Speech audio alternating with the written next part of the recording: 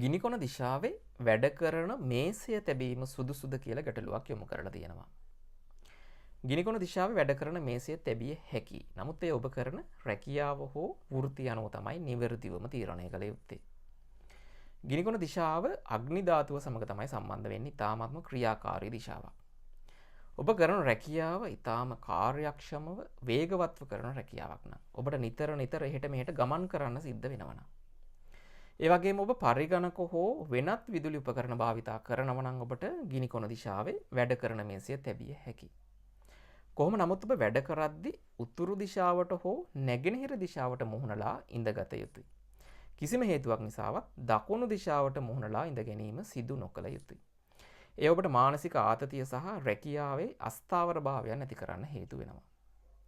ඒ වගේම ඔබේ රැකියාව ගැඹුරු අවධානයක් යොමු කළ යුතු දෙයක් නම් ඔබට එක දිගට බොහෝ වේලාවක් කල්පනා කරන්න සිද්ධ වෙන දෙයක් නම්. ඒ වගේම මේ වෙනකොටත් ඔබට මානසික ආතතිය, නොසන්සුන් බව, ඒ වගේම කිපෙන සුළු බව වගේ දේවල් තියෙනවා නම් ගිනිකොන දිශාවේ වැඩ කරන මේසය තැබීම සුදුසු නැහැ. ඒ උතුරු දිශාවට හෝ නැගෙනහිර දිශාවට ගෙන යා යුතුයි.